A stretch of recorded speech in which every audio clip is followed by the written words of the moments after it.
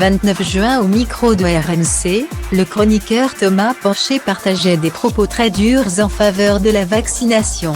Menacé de mort, il a pris.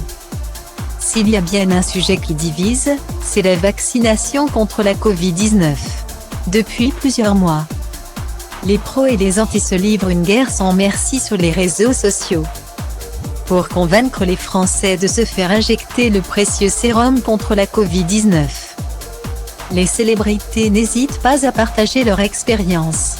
C'est le cas de Kate Middleton, du prince William, mais aussi de Jean-Luc Reichmann tout récemment.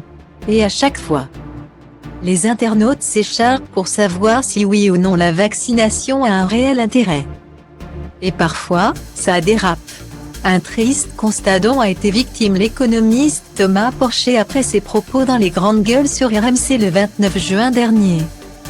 Selon lui, les règles devraient être encore plus dures pour ceux qui ne veulent pas se faire vacciner.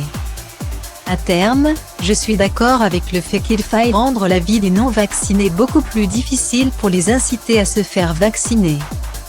Si les mecs n'ont pas compris qu'il fallait se faire vacciner aujourd'hui alors qu'on a des vaccins gratuits et qu'on a les doses, et qu'ils ne veulent pas se faire vacciner à cause de ce qu'ils ont vu ou lu sur les réseaux sociaux.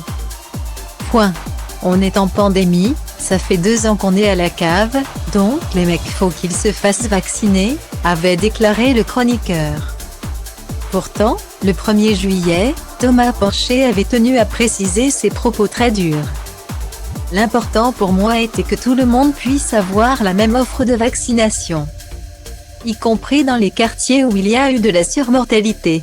Il fallait donc produire des vaccins et faire en sorte que tout le monde puisse y avoir accès. Mais là j'ai beaucoup discuté, on m'a expliqué que tout n'était pas tout noir ou tout blanc. Mes propos ont été maladroits. J'ai émis une opinion mais la façon dont je l'ai présentée montrait que je représentais un camp contre un autre. Ce qui n'est pas du tout le cas. Ce qui n'est pas la bonne solution, précisait-il, espérant couper court à la colère des internautes. Malheureusement, Thomas Porcher a déploré recevoir plusieurs menaces de mort à la suite de ses propos. Il a donc pris une décision radicale, comme indiqué ce 5 juillet sur Twitter. Depuis plusieurs jours, je fais l'objet de menaces de mort et de violences, d'insultes et intimidations après mon passage aux grandes gueules. J'ai saisi mon avocat, Maître Laurent Bayon pour systématiquement déposer plainte. Il fait savoir. Une décision approuvée par Olivier Truchot. Et tu as bien fait. L'a félicité le journaliste. La vaccination, un sujet décidément très sensible pour les Français.